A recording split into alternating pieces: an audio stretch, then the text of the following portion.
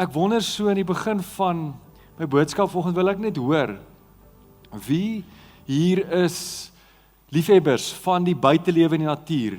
Enige sulke mense. Baie van julle wat dalk hou van kamp, buite te wees, afhangende van die weer ook, nee. As dit vandag is in hierdie tyd, hierdie naweek met die lekker reën wat val, dit voel mens dalk anders oor die buitelewe. Ek dink aan die ouens wat laatmiddag, gistermiddag nog fiets gery het, dalk in die reën, in die modder. Maar iets van Suid-Afrika is, ons het van die mooiste uitsigte en natuurverskynsels in die wêreld. Ons is bevoorreg met wonderlike natuur wat ons het om te beleef. Ek dink sommer in ons provinsie hier in Mpumalanga, waar ons die Beidrivierspoort het, ek weet nie of jy al daar was of gesien het nie, maar die pragtige uitsigte hier net naby ons.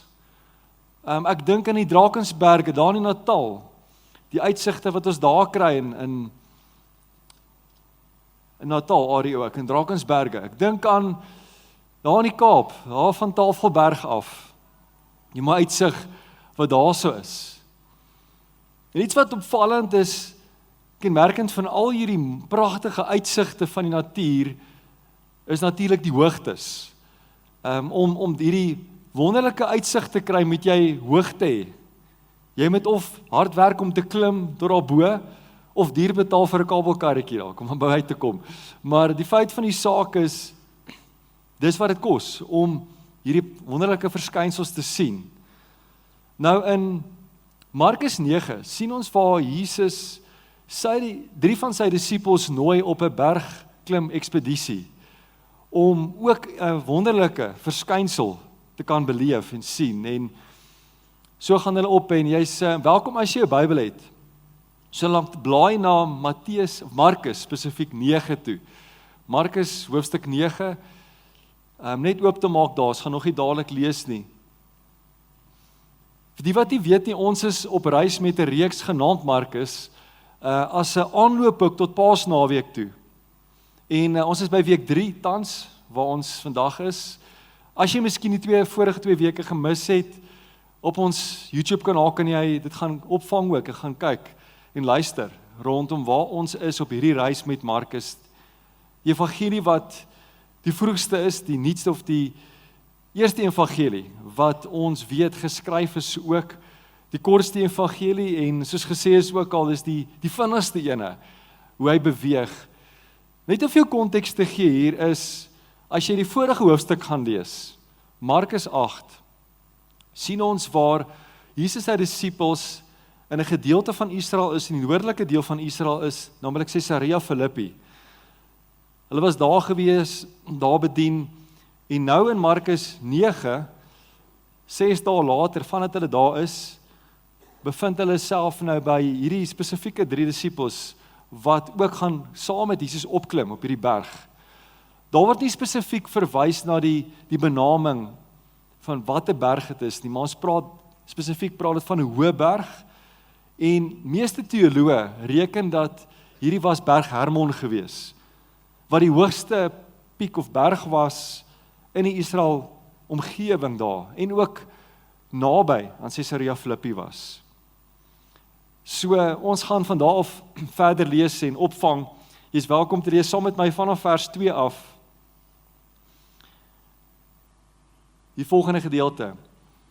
6 dae later neem Jesus vir Petrus, Jakobus en Johannes teen 'n hoë berg uit, waar hulle heeltemal alleen was. En daar, terwyl hy na Jesus gekyk het, het sy voorkoms verander. Sy klere het helder begin skitter, so wit soos geen aardse proses dit kan maak nie. Toe verskyn Elia en Moses, en hulle het met Jesus gepraat. Petrus sê daarop vir Jesus, Leermeester, dis wonderlik om hier te wees. Kom ons bou 3 skuilings, vir u een, vir Moses een, en een vir Elia. Eintlik het hy nie geweet wat om te sê nie, want hulle het groot geskrik. Daarna het 'n wolk hulle oordek, en 'n stem uit die wolk gesê, hy is my seun, die een wat ek lief het, doen wat hy vir hulle sê. Skielik toe hulle begin rondkyk, sien hulle niemand anders meer by hulle nie, net Jesus. Toe hulle van die berg af gaan, het Jesus hulle beveel, julle moet vir niemand vertel wat julle gesien het, totdat ek, die Seun van die mens, uit die dood opgestaan het nie. Hulle het toe vir hulle self gehou, maar het onder mekaar geredekabel oor wat hierdie opstaan uit die dood, waarvan Jesus praat, beteken. Net tot sover. Kan jy by jouself indink, hoe moes dit gewees het om een van hierdie disippels, een van die 3 te wees, wat saam met Jesus op hierdie bergklim ekspedisie gaan. 'n sekere uitsig beleef het, 'n verskynsel beleef het, wat hemels, glo die ryk is. Ek is redelik seker daarvan dat hulle het nie 'n verwagting gehad, toe hulle opklim op daai berg, wat 'n tipe verskynsel hulle gaan sien. Hulle het dalk gedink, hulle gaan 'n mooi uitsig hê, hier oor Berg Hermon, te kan kyk daar oor die Jordaan rivier en vlaktes, maar nee, hulle beleef 'n hemelse verskynsel van Jesus self. Iets wat natuurlik vir hulle in 'n mate verskrik het, maar ook verwonder het van wie hierdie Jesus is. En eintlik te sê vandag dat deur wat daar gebeur het, meer van wie Jesus werklik was, blootgestel was aan hulle. Onvermydelik was daar vrae gewees en gesprekke tussen daai 3 disippels gewees oor wat al hierdie dinge beteken. Hoekom dit so uitgespeel het. Vandag, saam met jou wil ek reis en poog om iets oop te breek van die besonderheid van wat ons hier sien in Markus 9. Iets wat meer as 2000 jaar terug afgespeel het, hoe dit vir jou en my hier in 2026 implikasie het op jou en my lewe, waar ons vandag hier sit. Ek wil graag met jou so 3 groot goed net deel vandag uit hierdie uit, en die eerste daarvan wat ek sommer wegspring vandag is dat ons besef uit hierdie gedeelte uit, Jesus is meer as net 'n mens. Ons lewe in 'n tyd waar ons toegang het tot ongelooflike baie inligting. In 'n era van informasie en data. Enige persoon kan enige inligting iewers gaan kry. Op die internet, waar ook al. Dis toeganklik vir jou en vir my. As jy moes gaan Google, as jy moet dalk op ChatGPT gaan vra, of as jy dalk 'n historikus sou vra in die eerste eeu, het Jesus werklik bestaan? Gaan al hierdie bronne vir jou dieselfde bevestig. Jesus het werklik bestaan. Hy het op hierdie aarde gewandel, hy was 'n werklikheid gewees. As 'n mens. Maar wat ons sien vandag in Markus 9 hier is meer as net 'n mens. Ons sien dat hierdie disippels beleef 'n verskyning en 'n belewenis van Jesus wat duidelik om spreek dat Jesus was nie net 'n mens gewees nie. Hy was goddelik. Hy was soveel meer as wat ek en jy vlees en bloed is. Ons kan vandag sê dat Jesus was 100% mens gewees op aarde, maar hy was terselfdertyd 100% God ook gewees. God wat vlees en bloed geword het, is in ons kom woon het. En deurdat hy verskyn het, hierdie bonatuurlike verskynsel wat ons sien in Markus 9, is eintlik 'n bevestiging van meer van wie hy werklik is en was, as net vlees en bloed. So, een van die groot skrywers in die afgelope eeu wat ons sien, wat vir ons 'n duidelike argument gee dat Jesus meer as net mens was, is die bekende C.S. Lewis. C.S. Lewis skryf in sy boek Mere Christianity 'n argument oor, ek het eintlik een van 3 keuses, hoe ons na Jesus kyk.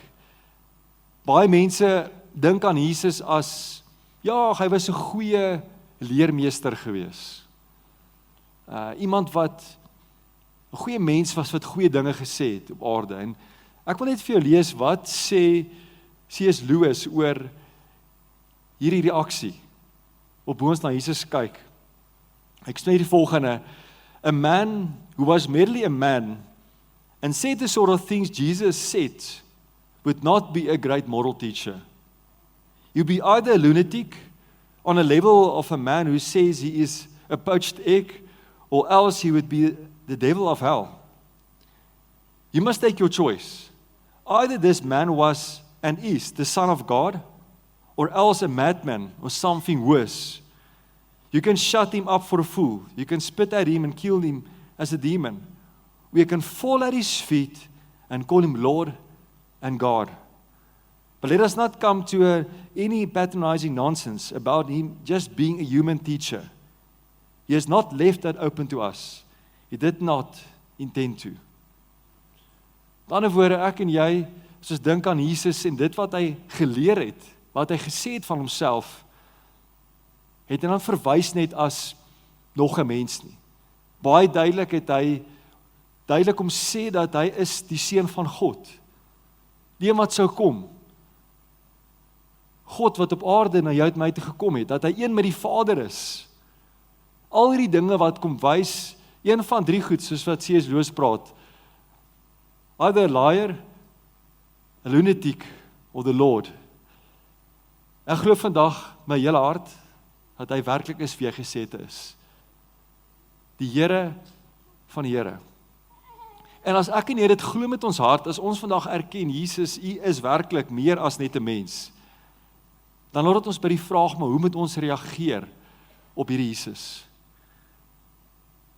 Ek dink vandag aan, in hierdie gedeelte in Markus 9 ook, waar nie meer as net hierdie verskynsel, iets wat nog wys op die godheid van Jesus, is dat hy duidelik voorspel het, sy opstanding.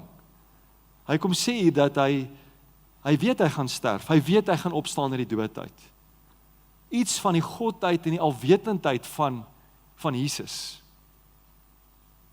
Vandag is die goeie nuus vir jou en my dat hierdie Jesus, terwyl hy sy eie toekoms geken het, hy het geweet wat vir hom voorlê, dat hierdie selfde Jesus jou toekoms ook ken. Ek en jy wat in 'n gebroke, onvoorspelbare, onstuimige wêreld tans leef, dat ons kan weet, hierdie Jesus, hierdie selfde Jesus van Markus 9, wil saam met jou en my stap.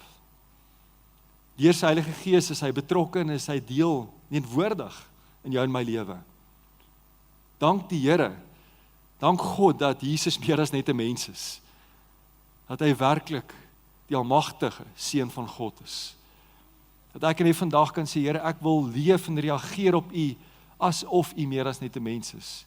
My knie kom buig voor die koning van die konings. My lewe kom toewy aan U. My vertrou op U kom plaas. U volg vir wie U werklik is. Dis vandag wat ons begin mee, as ons dink aan Markus 9. 'n tweede ding vandag wat ons sien vanuit hierdie gedeelte is, wat baie interessant is die besonderheid van Elia, Moses en dan ook die Vader se stem. 3 karakters, so kan stel, wat ook later in hierdie storie inkom. En kom ons begin by die eerste 2. Ewe skielik sien ons hier waar Moses en Elia kom verskyn hier langs Jesus. Jong mense sal praat van, dis nou random. Wat soek hierdie 2 mense net ewe skielik hierso en hoekom jy's hulle? Maar dit is baie meer as net random. Dit is baie spesifiek hoekom hierdie 2 mense hier moes gewees het.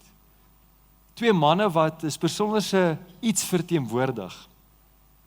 Nou kom ek vra, van julle doen die Bybelleesplan hierdie jaar ook saam en hierdie reis. En van julle het Exodus alreeds deurgelees ook en so Evangelie van Johannes byvoorbeeld ook deurgelees.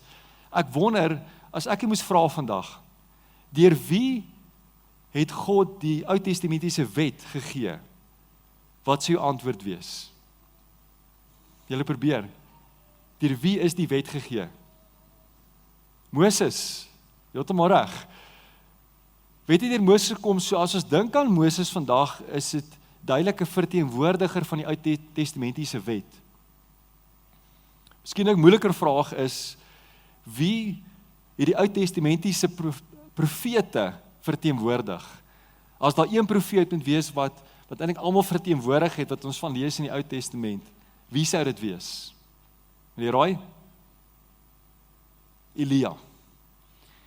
Elia was geken tradisioneel as die verteenwoordiger van hele klomp profete, wat ons van lees, wat oor honderde jare profesie gebring het oor raai wie? Jesus Christus.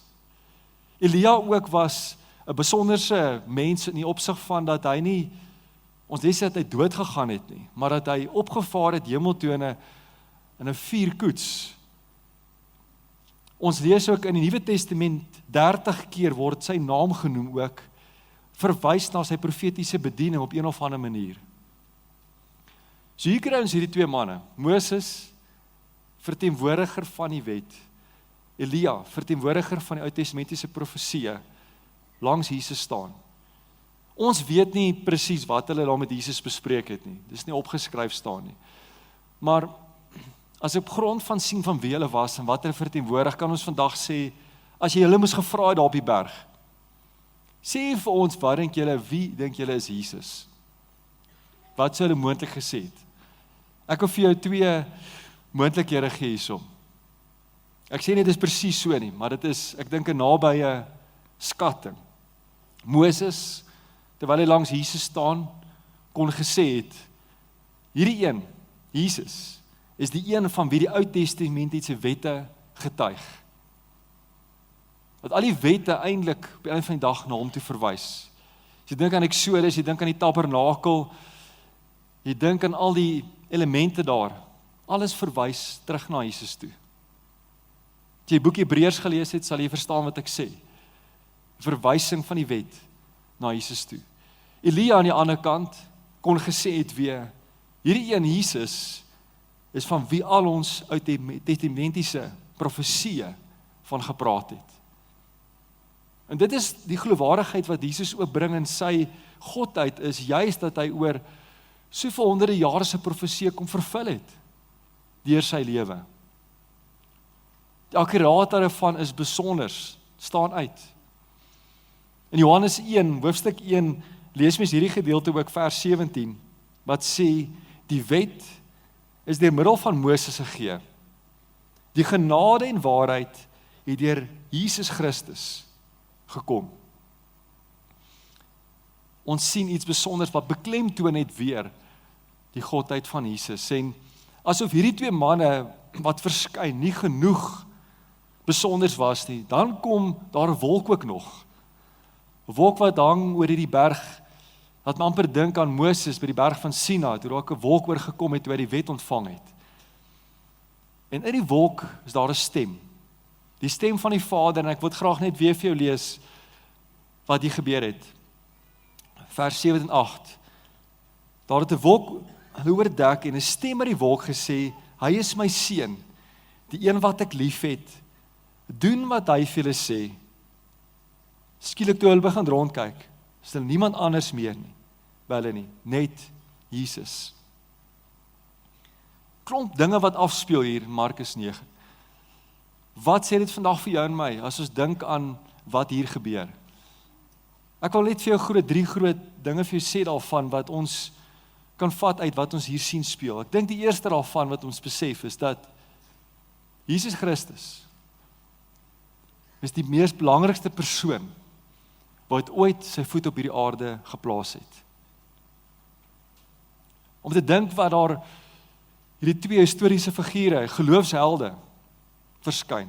Die feit dat hierdie Vader kom spreek, die feit dat Jesus hierdie ongelooflike voorkomsverandering ondergaan, verwys na die belangrikheid van Jesus. Tweedens sê dit vandag vir jou en my dat ek en jy genooi word daarom, om ons oë op Jesus te kom hou.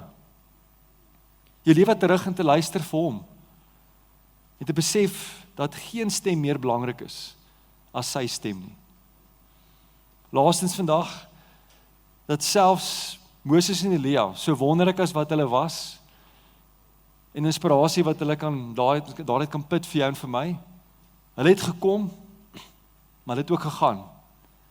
Maar daar's een wat altyd daar was, en gebly het, Jesus Christus. Hy is gister en vandag ewigheid dieselfde.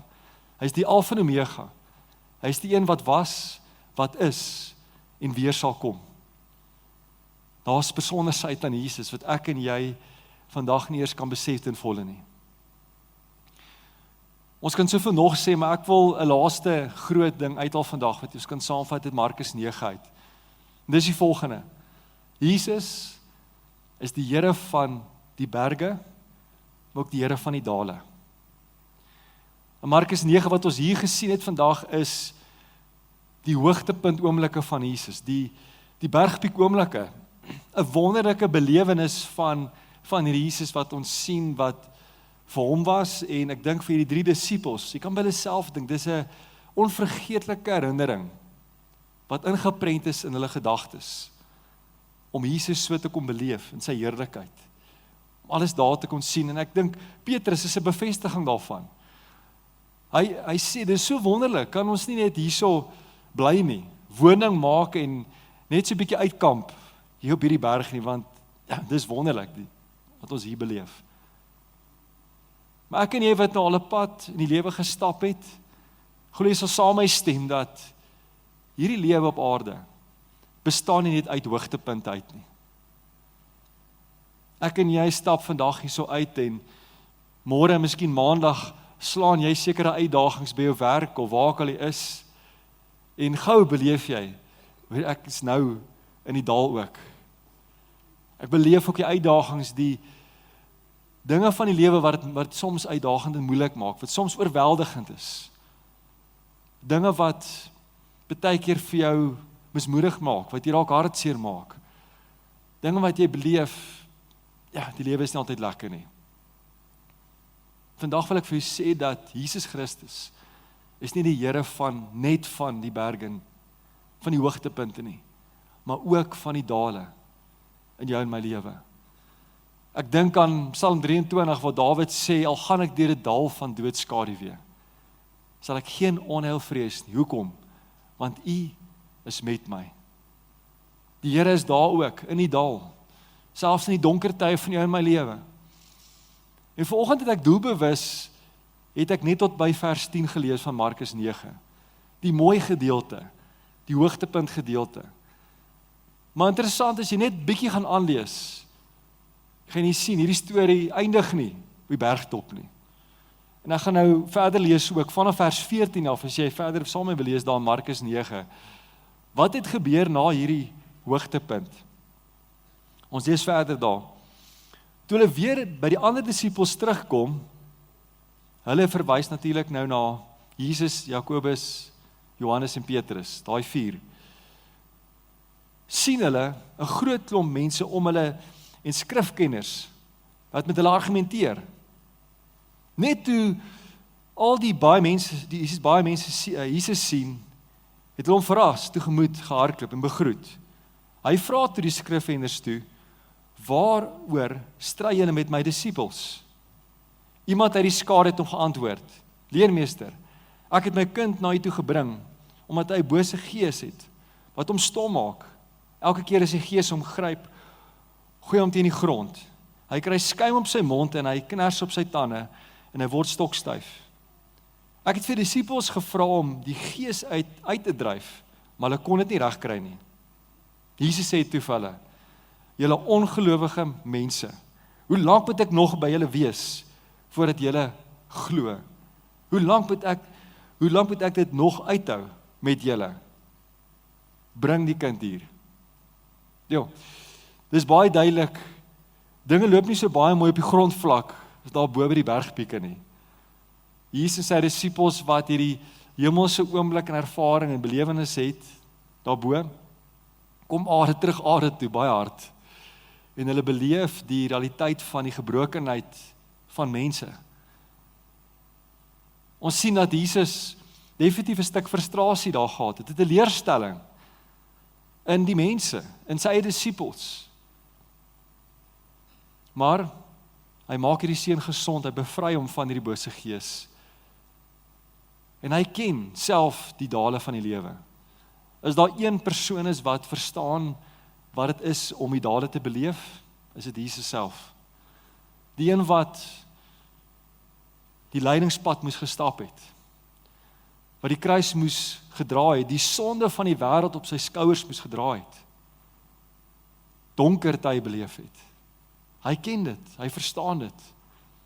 Hy ken vandag jou donker tye ook. En hy wil saam met jou hierdie pad stap, hy wil jou deurdra en deurhelp. As jy bereid is om hom te volg, om saam met hom te stap. Ek dink aan 'n ander bekende skrywer ook, Dallas Willard, wat iets kom sê in sy boek ook Hearing God, oor die koneksie tussen God se stem en die dade ook. Hoor wat sê hy? Hy sê, to hear God is not an end to itself. We listen so that we may obey. And in obeying, we find that His voice is the only one that truly leads us out of the valley. Jy sien, ek en jy gaan dale beleef, onvermydelik in jou en my lewe. Maar die stem van die Here is ook daar in die dal. As ek en jy bereid is om te luister vir daardie stem, kan die Here ons deurhelp uit hierdie dale uit ook, op beter plekke toe. En baie keer die rede hoekom ek en jy in dale is, as ons vandag eerlik met mekaar is, ek sê nie altyd nie, maar baie keer is dit, dat ons nie luister vir die stem van die Here nie. Dat ons ongehoorsaam was en afgedwaal het. Soms gebeur die lewe ook net, dis die ander kant weer. Dinge wat ek hoor gisteroggend, bel 'n man my in trane. 'n Man wat ek nog van Middelburg af ken. Ek hoor hierdie man is gebroken.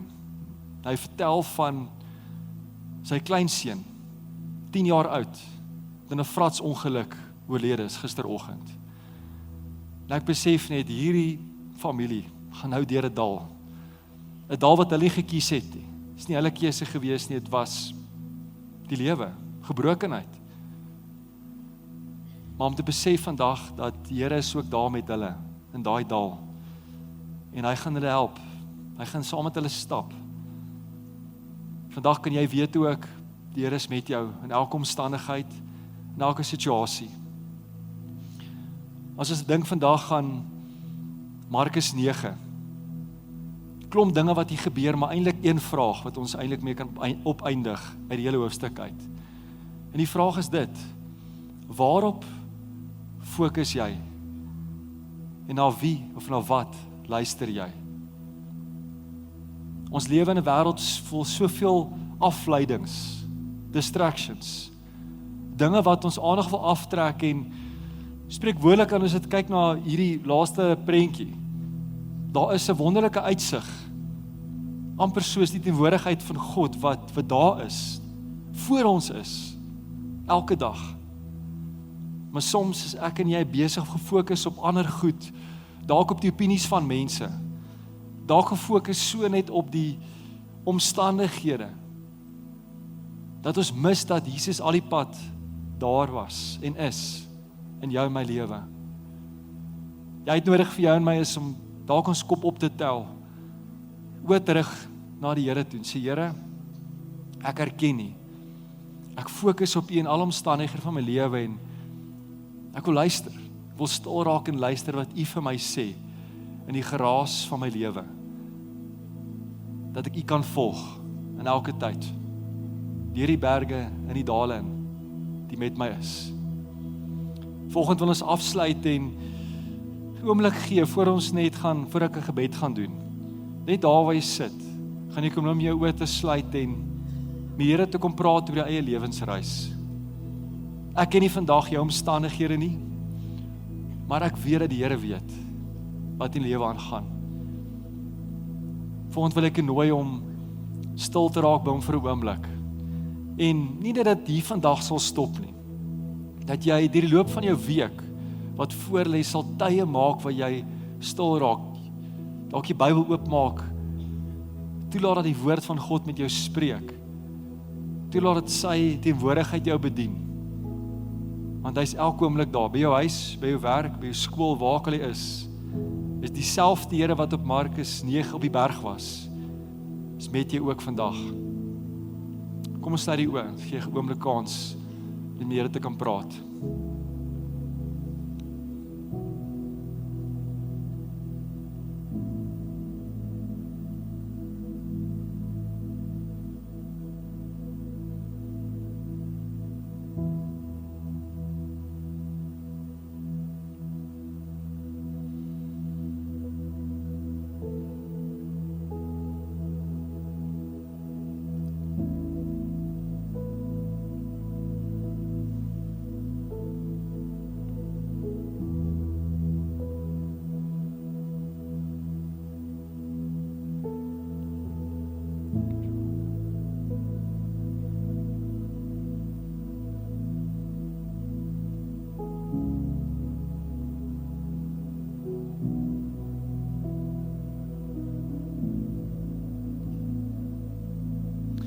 Here, dankie dat elkeen van ons ontmoet waar ons is, op ons reis.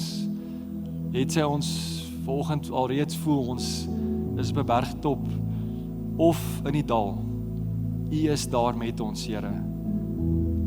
Mag ons u stem duidelik hoor, mag ons besef, hierdie stem is nie 'n stem van 'n mens nie. Dis die stem van die almagtige Seun van God, die koning van die konings. En soos die Vader kom sê het, dit is my geliefde Seun, doen wat hy vir julle sê. Here, mag ons reageer in gehoorsaamheid en geloof op hierdie stem. Dankie vandag dat u met ons is en ons nooi ook soms op hierdie bergontmoetings. En elke dag, Here, kan ons u beleef, u nabyheid. Mag jy elkeen kon ontmoet waar hulle is en Here, mag iets van daardie heerlikheid afsmeer in ons lewe ook. Dat hierdie wêreld, die mense om ons sal beleef iets van u karakter ook deur ons lewe, omdat ons tyd spandeer het saam met u, omdat ons diep geraak was en is deur u, dat ons lewe die geur van Christus, die karakter sal reflekteer ook by die wêreld. Mense sal weet, u is daar, u is lief, u kom red. Dankie Vader, dat ons hierdie kan saam met ons vat in hierdie week in. Met ons oë gefestig op u, ons ore gerig op u. Ons sê vir u dankie vir wie u is en wat u doen in hierdie week in ons lewe. In die naam van Jesus. Amen.